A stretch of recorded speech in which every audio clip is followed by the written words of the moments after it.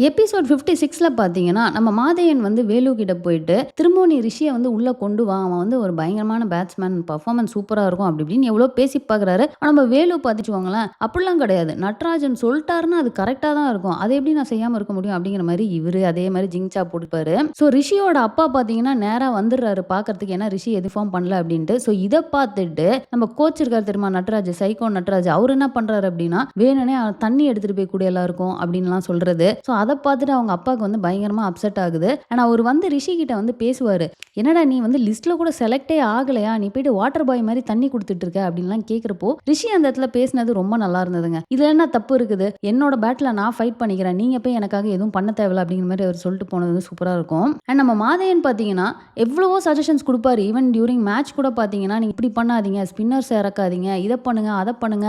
எக்ஸ்ட்ராவா ஒரு ஸ்லிப்ப போடுங்கன்னு" சொல்லிட்டு ஃபீல்டிங்ல இருந்து எல்லாத்தையுமே வந்து அவர் கைட் பண்ணிக்கிட்டே இருப்பாரு. ஆனா நம்ம வேலு வந்து அது நல்லா இருக்கும். எப்படின்னா நம்ம மாதையன் போயிட்டு, "டேய் நான் ஒரு சஜஷன் சொல்லவா?" அப்படின்னு சொன்னோனே, "சொல்லுடா, கண்டிப்பா சொல்லுடா." அப்படின்லாம் சொல்லிட்டு பயங்கரமா பேசுவாரு. சஜஷன சொல்லி முடிச்சோனே, "அதெல்லாம் பண்ண முடியாது." அப்படின்ற மாரி சொல்லிட்டு போயிருவாரு. ஸோ இந்த வேலுவோட கேரக்டர் வந்து ஒரு மாரி கரெக்ட்டா காட்டியிருக்காங்க. எந்த அளவுக்கு ஒரு மாரி ஈவிலா, கன்னிங்கா யோசிக்கிற ஒரு பெர்சன் அப்படிங்கிறது. அண்ட் இதுல எனக்கு ரொம்பவே புடிச்சிருந்த இது என்ன அப்படின்னு பார்த்தீங்கன்னா, மறுபடியும் இந்த மேட்ச்லயுமே வந்து பாய்ஸ் டீம் ரொம்ப கேவலமா பெர்ஃபார்ம் பண்ணிடுறாங்க.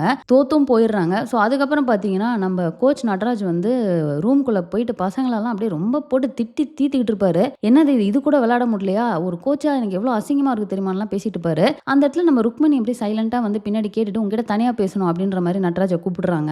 ஆனா அங்க போயிட்டு பயங்கரமா வாங்கி கட்டுறாருங்க நம்ம ருக்மிணி மேம்ட்ட. "எனக்கு என்னமோ இந்த பசங்க தோத்தது வந்து அவங்க மேல இருக்க தப்புன்னு தோணல." அப்படின்னு சொன்னோனே, "அப்ப என்னதான் தப்புன்னு சொல்றீங்களா?" அப்படின்னோனே, "கண்டிப்பா உங்கள யார் வந்து லாஸ்ட் மினிட்ல வந்து கேப்டன சேஞ்ச் பண்ண சொன்னா?" அப்படின்னு கேட்டா, "உங்களுக்கே தெரியும் என்ன நடந்துச்சுன்னு. அதனால தான் நான் சேஞ்ச் பண்ணேன்." அப்படின்றுவாரு. சரி ஓகே, அப்ப ரிஷி வந்து பயங்கர ஃபார்ம்ல இருந்தான். அவன எதுக்கு சேஞ்ச் பண்ணீங்க? அப்படின்னு கேட்கிறப்போ, இவருக்கு வந்து ஒண்ணும் பதிலே இருக்காது. சோ நீங்க வந்து ஒரு ஆப்போனன்ட்ட கூட அனலைஸ் பண்ணல. உட்கார்ந்து பார்த்துட்டு இருக்க எனக்கே அவ்வளோ பாயிண்ட்ஸ் இருக்கு. உங்களுக்கு எந்த பாயிண்ட்டுமே இல்ல. நீங்க டீம ப்ராப்பரா பிரிப்பேர் பண்ணவே இல்ல. நீங்க வந்து கேர்ஃபுல்லா இருந்துக்கோங்க. நெக்ஸ்ட் டைம் இது ரிப்பீட் ஆகக்கூடாது அப்படிங்கிற மாரி பயங்கரமா வார்ன் பண்ணிட்டு போயிருவாங்க. இவரோட மூஞ்ச பார்க்கணுமே. ஆனா இவர் அடுத்து என்ன பண்ண போறாருன்னு தெரியல. இவர் கண்டிப்பா ஒரு ஈகோவ விட்டு இறங்கி வந்து ரிஷியேட்லாம் சேர்த்துக்க மாட்டாரு அப்படிங்கிறது ரொம்பவே கிளியரா தெரியுது. ஆனா என்ன பண்ண போறாரு? ஓவராலாவே பாய்ஸ் டீம் ஃபுல்லா தோத்துருவாங்களான்னு தெரியல. ஏன்னா இந்த கேன்டீன்ல உட்கார்ந்து சாப்பிட்டுட்டு இருக்கப்போ பார்த்தீங்கன்னா, அவங்க எல்லாருமே செம்ம சோகமா இருப்பாங்க. இதுக்கு அடுத்து 5 மேட்ச் தான் இருக்கு. நான் வந்து 5 மேட்சுமே நாக் அவுட் மாரி விளையாடணும். அவ்வளத்தையும் ஜெயிச்சா தான் எங்களால வந்து குவாலிஃபை ஆக முடியும் அப்படிங்கிற மாரிலாம் வந்து அவங்க பயன் பண்ணிட்டு இருப்பாங்க. அண்ட் ஒரு சைடு பார்த்தீங்கன்னா, நம்ம பத்மாக்கு வந்து அங்க ஒண்ணும் தாங்க முடியல. ஏன்னா வந்து கேர்ள்ஸ் டீம் வந்து வின் பண்ணிட்டாங்க இல்லையா? ஸோ அவங்க ஒரு பக்கம் பார்த்தீங்கன்னா செம்ம சோகமா இருப்பாங்க. ஸோ அவ்வளோதாங்க. இந்த எபிசோட்ல வந்து நடந்த எல்லாத்தையுமே நம்ம ரிவ்யூ பண்ணிட்டோம். ஸோ இந்த வாரம் 4 எபிசோடுமே எனக்கு ரொம்பவே பிடிச்சிருந்தது. நீங்க என்ன ஃபீல் பண்றீங்க அப்படிங்கிறத மறக்காம கமெண்ட்ல போட்டுருங்க.